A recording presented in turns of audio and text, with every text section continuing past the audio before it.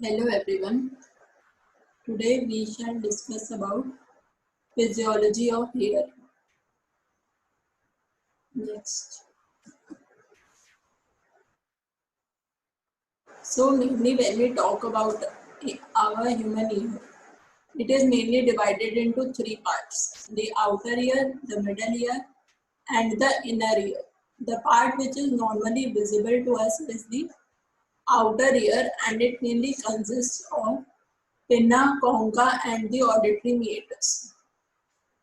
The middle ear mainly consists of MIS, that is Malleus, Incus, and Stapes.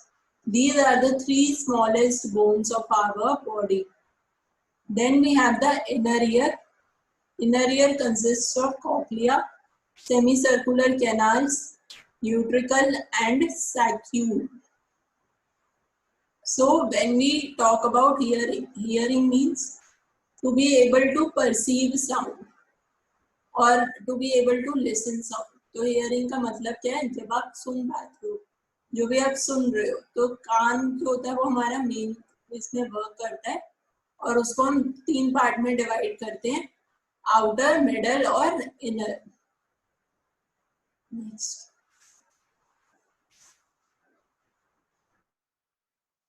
इस diagram में दिखाया है, जो ग्रीन कलर का पार्ट है वो पूरा एक्सटर्नल ईयर है. तो एक्सटर्नल ईयर में सिर्फ वो पार्ट नहीं आ रहा है जो आपको विजिबल है. जो विजिबल होता है वो पिन्ना और कॉन्का होता है, और उसके बाद एक लंबी सी ट्यूब होती है, उसको हम बोलते हैं एक्सटर्नल ऑडिटरी कैनाल. उसके बाद जो ये ब्लू कलर का बना हुआ है वो मिडल ईयर है, जिसके अंदर तीन बोन्स होती है: मेलियस, इनकस और स्टेपीज. और लास्ट में आता है इनर ईयर. इनर ईयर जो होता है वो बिल्कुल सेमी सर्कुलर कैनाल से ऐसे कॉइल्ड अप है, तो वो पूरा वेस्टिबुलाई और कॉक्लिया वो वाला पार्ट उसके अंदर है. Next. For external ear, external ear में ये जो पूरा बाहर वाला पार्ट है वो एक्सटर्नल ईयर का ऑरिकल या पिन्ना कहलाता है. उसके ये सब पार्ट्स हैं. जो एकदम आउटर मोस्ट फोल्ड है उसको हम हेलिक्स कहते हैं. उसके बाद एंटी हेलिक्स, और जो सेंटर में डिप्रेशन होता है वो कॉन्का, और फिर जो ट्राइंगुलर सा एरिया वो ट्रेगस है, और जो नीचे लोब्यूलर पार्ट होता है बिल्कुल फाइब्रस वाला जहाँ पे पियर्सिंग कॉमनली हम करते हैं उसको हम ईयर लोब्यूल बोलते हैं. और जो सेंटर में सेंटर से ट्यूब स्टार्ट हो रही है, जो होल होता है वो होता है हमारा एक्सटर्नल एकॉस्टिक मीटस या एक्सटर्नल ऑडिटरी कैनाल. तो अब पिन्ना का काम क्या है? जो भी आप साउंड रिसीव कर रहे हो, तो वो सब किसकी वजह से? पिन्ना की वजह से. तो पिन्ना जो है वो हमारा रिसीविंग एंड है, वो सारी साउंड को कलेक्ट कर रहा है. उसके बाद external auditory canal, external auditory meatus जो होता है उसको भी हम दो में डिवाइड करते हैं. जो आउटर 1/3 होता है वो मेम्ब्रेनस होता है, और जो इनर 2/3 होता है वो बोनी होता है. तो जो मेम्ब्रेनस पार्ट है यहाँ पे वैक्स और ऑयल जो होती है वो बनती है, क्योंकि तो यहाँ पे सेरिमिनस ग्लैंड्स होते हैं और सेबेशियस ग्लैंड्स होते हैं. और लास्ट वाला पार्ट जो होता है वो बोनी पार्ट होता है. और ये एक्सटर्नल एकॉस्टिक मीटस जो होती है वो एस शेप्ड होती है. इसीलिए जब भी आप क्लीन करते हो ईयर को, तब आप हमेशा ईयरबड या जो उसको ट्विस्ट करके थोड़ा क्लीन करते हो, क्योंकि कभी भी स्ट्रेट अंदर नहीं घुसाते, थोड़ा ट्विस्ट करके लेके जाते हैं. क्योंकि हमारी एक्सटर्नल ऑडिटरी कैनाल जो है वो थोड़ी सी एस शेप्ड है. उसका काम एस शेप्ड क्यों है? ताकि कोई भी साउंड डायरेक्टली अंदर जो है वो हिट ना करे. अंदर क्या प्रेजेंट है वहां पे? टिम्पैनिक मेम्ब्रेन या जो कान का पर्दा होता है. तो अगर वो डायरेक्टली अंदर जाएगी तो टिम्पैनिक मेम्ब्रेन क्या होगी? रप्चर कर जाएगी. इसीलिए वो एस शेप्ड है. और कोई भी फॉरेन बॉडी जो होगी वो भी डायरेक्टली एंटर नहीं कर सकती. और जब आप बेथिंग वगैरह करते हो तो पानी डायरेक्टली एंटर ना करे ईयर में, इसलिए भी एक्सटर्नल एकॉस्टिक मीटस जो होती है वो एस शेप्ड होती है. नेक्स्ट.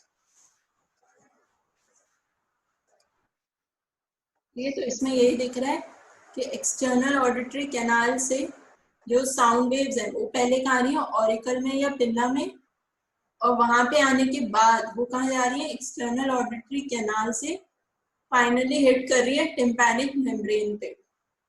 तो जो पर्पल कलर का बना हुआ है मिडल ईयर, उसमें स्टार्टिंग में लेबल्ड है टिम्पैनिक मेम्ब्रेन। तो साउंड वेव्स आपकी एक्सटर्नल ईयर पिन्ना में आई और पूरी की पूरी वहां पे कंडक्ट हो गई through the external auditory canal. इसलिए हमारा एक्सटर्नल ऑडिटरी कैनाल जो होता है वो एस शेप्ड होता है। तो बीच में गई मिडल ईयर में, मिडल ईयर में टिम्पैनिक मेम्ब्रेन को वाइब्रेट करेंगी, फिर वो मेलियस इनकस स्टेपीज MIS को वाइब्रेट करती है और उसके बाद एंटर कर जाएंगी इनर ईयर में।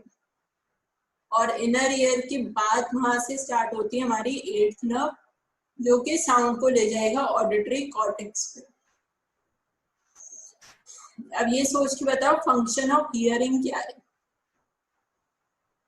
हियरिंग क्यों जरूरी है। So the function of hearing is number 1, it helps in communication. Communication most important part है। तो अगर आप प्रॉपर्ली सुन नहीं पाते तो कम्युनिकेट करना भी डिफिकल्ट होगा। कम्युनिकेट मतलब एक दूसरे से बात करना। So this is the number 1 function of hearing, to be able to communicate. Second function is to be able to localise the sound. ये साउंड आपको कहीं से सुनाई दे रही है तो वो साउंड का सोर्स कहाँ है, वो आपकी आगे से आ रही है, पीछे से आ रही है। अगर कोई आपको आवाज दे रहा है तो आप इमीडिएटली उस तरफ टर्न हो जाते हो, तो आपको पता होता है वो आवाज कहाँ से आ रही है, राइट साइड से आ रही है, लेफ्ट साइड से, आगे से या पीछे से। तो ये भी हमारे ईयर का ही फंक्शन है। और थर्ड क्या है, प्रोटेक्टिव मैकेनिज्म। कोई डेंजरस आवाज आई, कुछ शाउटिंग आई, तो आप इमीडिएटली वहां से भागते हो, तो वो भी मतलब वो क्या है, प्रोटेक्टिव फंक्शन। तो वो सारा फंक्शन हो गया हियरिंग का।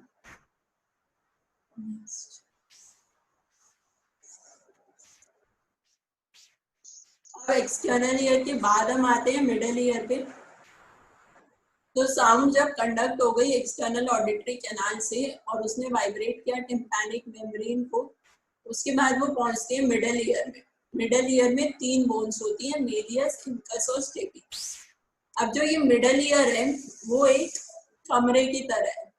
जैसे कमरे में या बॉक्स के 6 साइड्स होते हैं, मतलब आपके रूम के एक तो सामने वाली बाउंड्री है, एक पीछे वाली है और 2 साइड्स वाली है और एक ऊपर और नीचे है। वैसे ही मिडल ईयर में क्या है, एक मीडियल वॉल है, एक लेटरल वॉल है, anterior wall, posterior wall, roof and floor. So middle ear also consist of 6 boundaries, और इस 6 बाउंड्रीज के बाद एक स्क्वायर सा बनेगा और उस स्क्वायर के अंदर क्या है, 3 बोन्स हैं, मेलियस, इनकस और स्टेपिस। तो जो मिडल ईयर की लेटरल वॉल है वो किससे बनती है, टिम्पैनिक मेम्ब्रेन से, जो कि इस डायग्राम में लेफ्ट साइड में बना हुआ है सर्कल में, जो डैश डैश जिसमें डला हुआ वो पूरे क्या है, टिम्पैनिक मेम्ब्रेन, और उसके ऊपर 3 बोन्स अटैच दिखाई हुई है। तो लेटरल वॉल बन रही है टिम्पैनिक मेम्ब्रेन से, और मीडियल वॉल बनती है ओवल विंडो और राउंड विंडो से, और वो जाके अटैच होती है इनर ईयर पे। अब एंटीरियर वॉल मतलब आगे की तरफ क्या होती है, यूस्टेशियन ट्यूब की ओपनिंग, जो इसमें राइट साइड में लिखा हुआ है, tubal opening and canal for tensor tympani. तो ये यूस्टेशियन ट्यूब क्या होती है, ये कनेक्ट करती है मिडल ईयर को फेरिंग्स से। इससे क्या होता है, ईयर का प्रेशर मेंटेन रहता है। तो कभी कभी क्या होता है, जब हम ईयर ड्रॉप्स डालते हैं और हमें मतलब माउथ में भी उसका टेस्ट आता है, तो वो क्यों होता है, अगर आपके टिम्पैनिक मेम्ब्रेन में कोई भी होल है तो वो आपकी ईयर ड्रॉप कहाँ होगी, आ जाएगी, एक्सटर्नल ईयर से मिडल ईयर में आ गई। मिडल ईयर में क्या प्रेजेंट है, यूस्टेशियन ट्यूब, और वो कहाँ ओपन हो रही है, फेरिंग्स में, मतलब गले में जाके ओपन हो रही है। तो तब आपको पूरा टेस्ट आता है ईयर ड्रॉप का। अगर कोई भी ओपनिंग नहीं है टिम्पैनिक मेम्ब्रेन में, बिल्कुल परफोरेशन नहीं है, तब आपको कोई टेस्ट नहीं आएगा।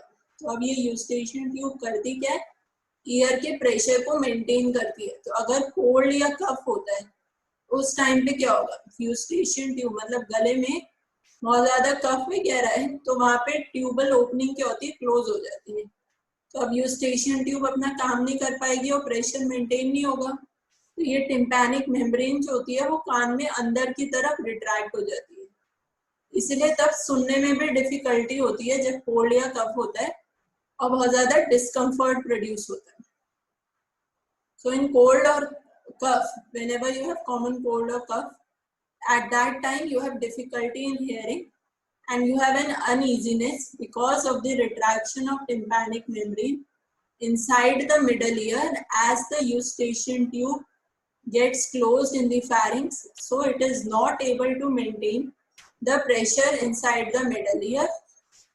That is why tympanic membrane retracts inward and you feel a discomfort. अब पोस्टीरियर साइड में क्या होता है? पोस्टीरियर साइड में होता है मैस्टॉइड, और मैस्टॉइड में क्या होती है? हमारी एयर सेल्स होती है। तो पोस्टीरियर साइड में एडिटस एड एंट्रम। अब जो नीचे फ्लोर है वहां पे जुगुलर वेन प्रेजेंट होती है, तो बिल्कुल थिन लेयर है वहां पे फ्लोर की, और ऊपर रूफ जो है वो भी बिल्कुल थिन है, और वहां पे टेगमेंट टिम्पनाई होती है। तो इसके सारे वॉल समझ में आ गई। एंटीरियर वॉल पे यूस्टेशियन ट्यूब या ट्यूबल ओपनिंग और canal for tensor tympani. Posterior wall में कनेक्शन है मैस्टॉइड प्रोसेस से। मीडियल साइड में ओवल विंडो और राउंड विंडो प्रेजेंट है। लेटरल साइड में हमारी टिम्पैनिक मेम्ब्रेन है। रूफ जो है वो बहुत थिन होती है, उसको हम टेगमेंट टिम्पनाई बोलते हैं। और फ्लोर में जुगुलर बल्ब जो है वो प्रेजेंट है, मतलब इंटरनल जुगुलर वेन पास हो रही है फ्लोर के नीचे से। और इसका कंटेंट क्या है? 3 बोन्स है, malleus, incus and stapes, MIS। Next, तो ये डायग्राम है टिम्पैनिक मेम्ब्रेन का। तो मेनली ये फाइब्रोमस्कुलर होती है, थोड़ा सा पार्ट फाइब्रस है और थोड़ा सा बिल्कुल थिन कार्टिलेजिनस होता है। और मेनली इसमें आपको कोन ऑफ लाइट दिखता है एंटीरो इंफीरियर क्वाड्रेंट में। तो जब भी हम पेशेंट को एग्जामिन करते हैं टॉर्च से, हम ये कोन ऑफ लाइट की प्रेजेंस देखते हैं। अगर ये एंटीरो इंफीरियर क्वाड्रेंट में आ रहा है तो बिल्कुल ठीक है।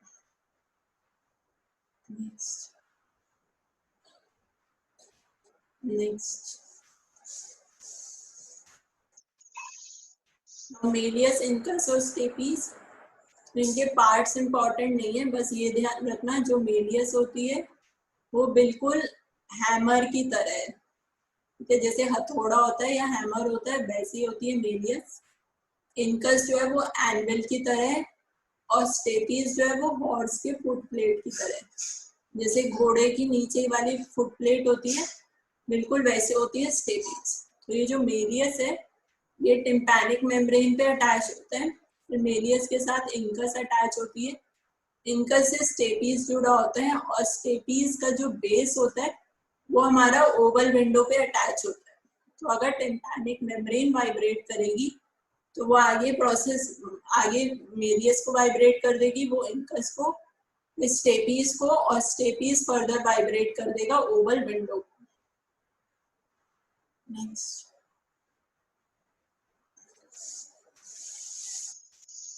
ये ऐसे अटैचमेंट इनका है, मेलियस, इनकस और स्टेपीज का। नेक्स्ट, अब इनर ईयर। इनर ईयर में मेनली हमारे सेमी सर्कुलर कैनाल्स होते हैं। 3 सेमी सर्कुलर कैनाल्स होते हैं, इंटीरियर, पोस्टीरियर और लेटरल, और ये डायलेटेड होते हैं, और इनके वहाँ पे डायलेटेड एंड्स पे प्रेजेंट होते हैं यूट्रिकल और सैक्यूल, जो कि हमारे ऑर्गन्स हैं टू मेंटेन दी इक्विलिब्रियम। फिर उसके बाद ये पूरा कॉक्लिया है जो टर्न्स हो रखा है, गोल गोल जो टर्न है, और उसके अंदर कॉक्लियर डक्ट होता है। तो जब भाई हम इनर ईयर की बात करते हैं, इसको हम 2 में डिवाइड करते हैं, membranous labyrinth and bony labyrinth. तो ये वाला पार्ट पूरा बोनी होता है और इसके अंदर थोड़ा सा मेम्ब्रेनस पार्ट प्रेजेंट होता है, और यहीं से रन करती है हमारी वेस्टिबुलो कॉक्लियर नर्व, यानी 8th नर्व। तो उसका जो वेस्टिबुलर पार्ट है वो तो इक्विलिब्रियम के लिए रिस्पॉन्सिबल है, और जो कॉक्लियर पार्ट है वो हियरिंग के लिए रिस्पॉन्सिबल है।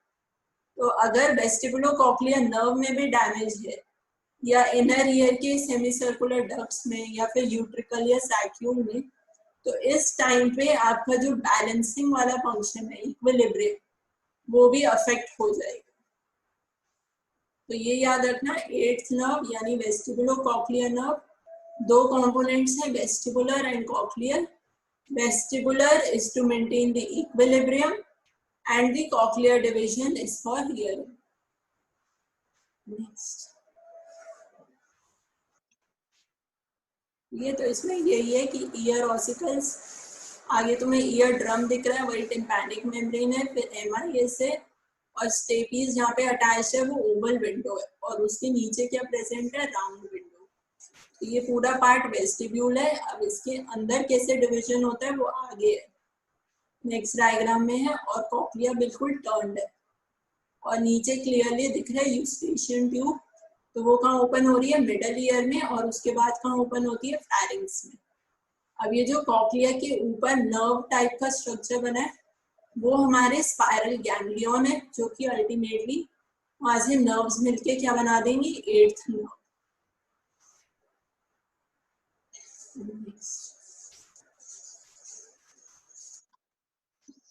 ठीक है, तो इसमें भी यही दिखाया है. पहले तो बोनी लैबिरिंथ दिखाया है, जिसमें cochlea, Oval window, round window और 3 सेमी सर्कुलर कैनाल्स. ठीक है, सुपीरियर, पोस्टीरियर, सुपीरियर या इंटीरियर, पोस्टीरियर एंड लेटरल. फिर उसके बाद मेम्ब्रेनस लैबिरिंथ, जिसके अंदर डक्ट्स आ जाएंगे. तो जब आप इनको डक्ट बोल देते हो, और यूट्रिकल, सैक्यूल, तो ये मेम्ब्रेनस वाला पार्ट हो गया. और इसका ही जब आप कट सेक्शन देखते हो तो आपको ओपनिंग्स दिख जाती है, और 3 पार्ट्स दिखते हैं, स्केला वेस्टिबुलर, स्केला मीडिया और स्केला टेम्परल. नेक्स्ट.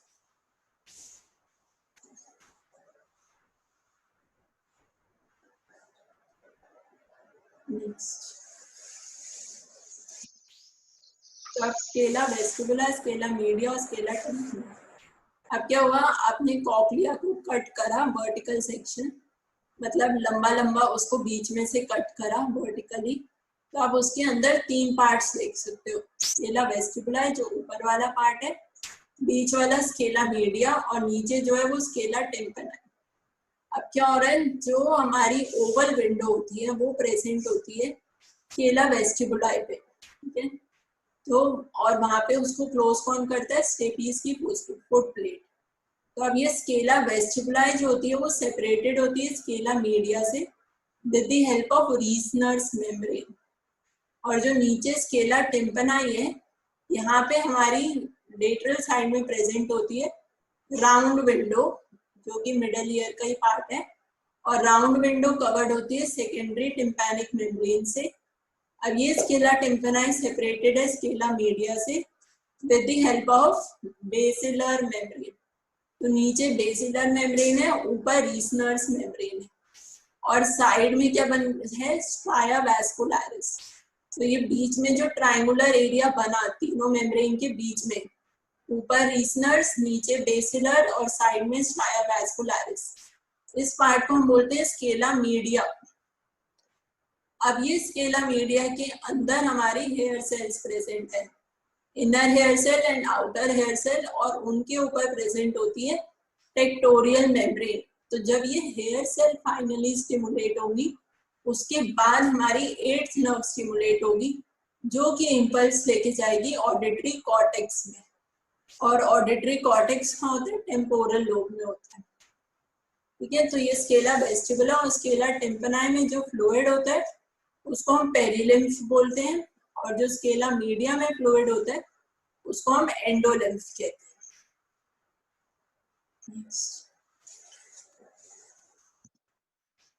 तो ये डायग्रामेटिक डिपिक्शन है, जैसे देख रहे हो वही एमआईएस, मेलियस, इनका स्टेपीज है. स्टेपीज कहाँ प्रेजेंट है, ओवल विंडो पे. ओवल विंडो के बाद क्या शुरू हो रहा है, स्केला वेस्टिबुलर. बीच में पर्पल कलर का एरिया क्या है, स्केला मीडिया, और नीचे क्या है, स्केला टिम्पनाई. तो जैसे पहले डायग्राम में बताया था, स्केला वेस्टिबुलर और स्केला मीडिया जो होते हैं वो सेपरेटेड होते हैं रीसनर्स मेम्ब्रेन से, और स्केला मीडिया और स्केला टिम्पनाई सेपरेटेड होते हैं बेसिलर मेम्ब्रेन से. अब साइड में हेलिकोट्रेमा बना हुआ है, तो ये हेलिकोट्रेमा क्या है, ये कनेक्शन है वेस्टिबुलाई और टिम्पनाई के बीच में।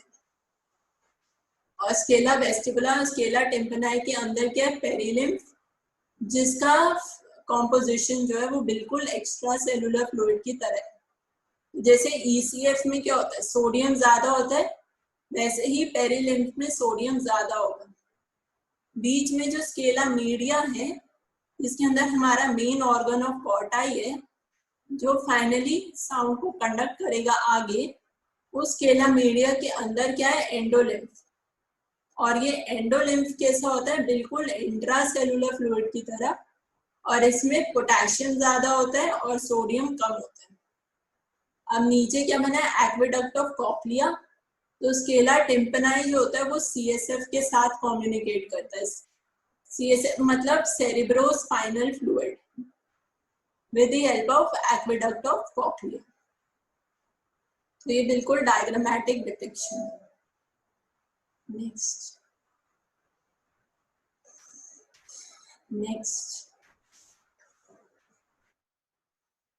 अब ये स्केला मीडिया में जो ऑर्गन ऑफ कॉर्टाई था वो ऐसे अरेंज होता है।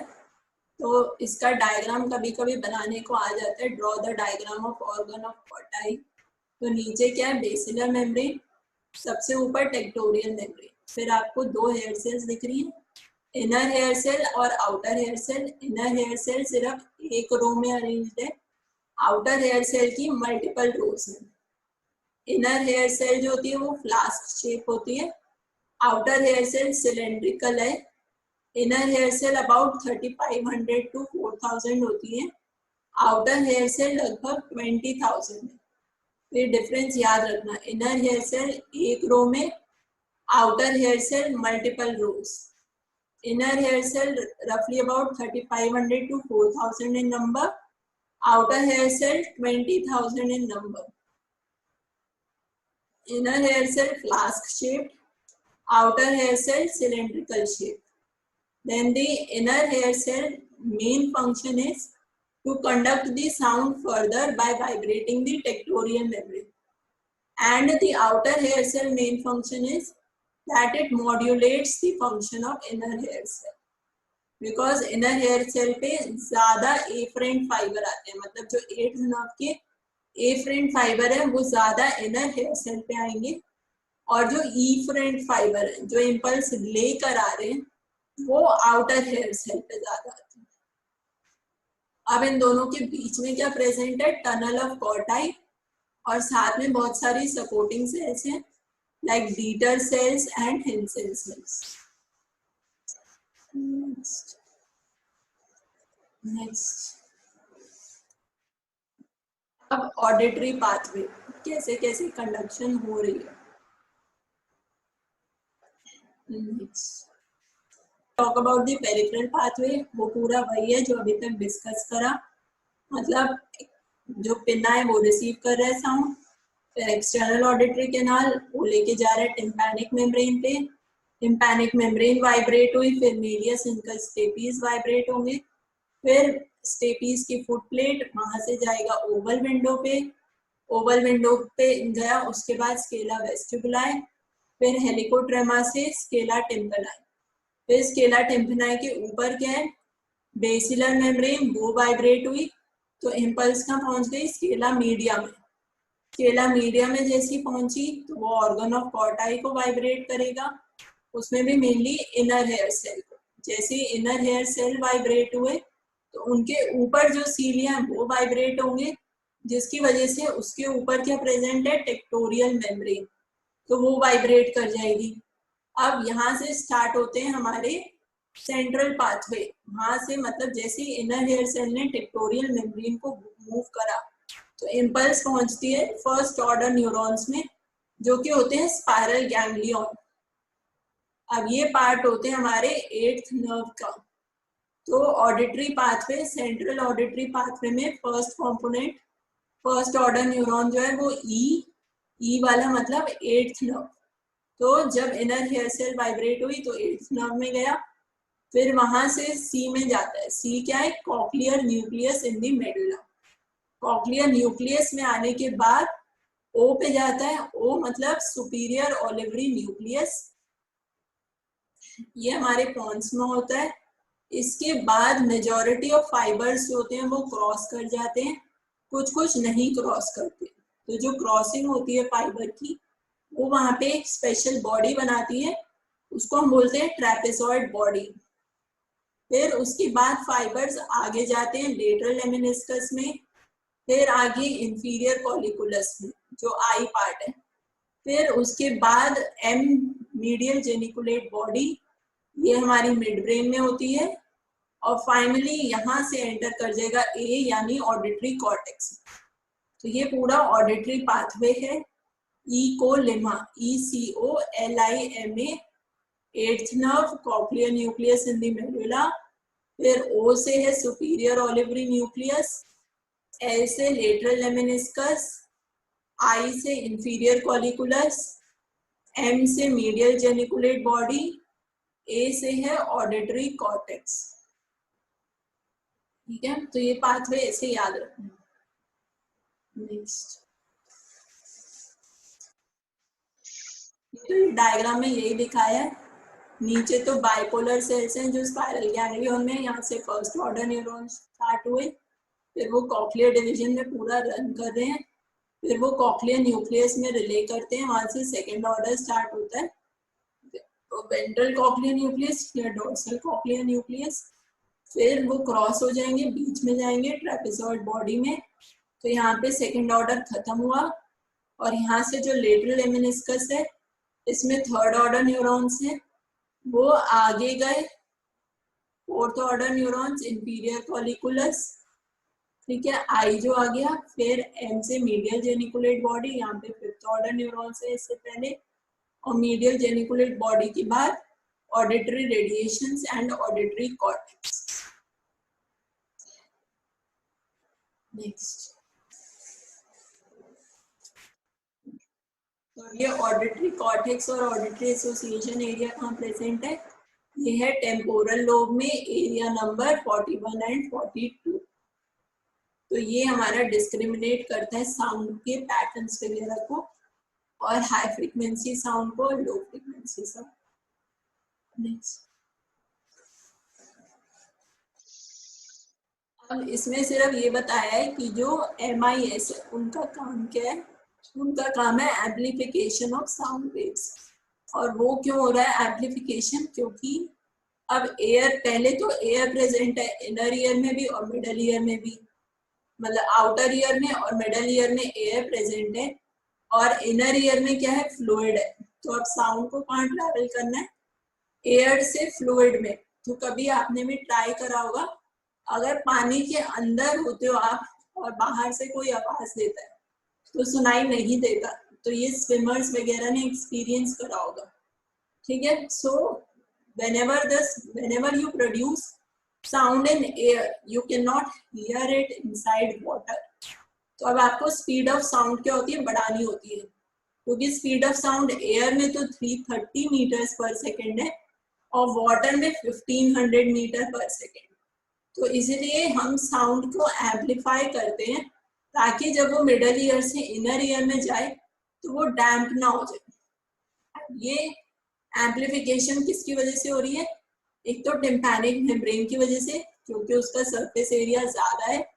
फिर दूसरा जो हमारा ये लीवर रेशियो है, मतलब मेलियस इनकस और स्टेपीज वाला, मेलियस का हैंडल बड़ा है, तो लीवर रेशियो की वजह से एक और फैक्टर ऐड हो जाता है, और जो टोटल ट्रांसफॉर्मेशन रेशियो होता है वो 18:1, तो 18 टाइम्स एम्पलीफाई हो जाएगी साउंड जब वो मिडल ईयर से फाइनली एंटर करेगी इनर ईयर में, because of the combined effect of more surface area of tympanic membrane compared to stapes foot plate and more lever ratio of Malleus handle compared to stapes again, so total 18 times amplify हो जाएगी। Next.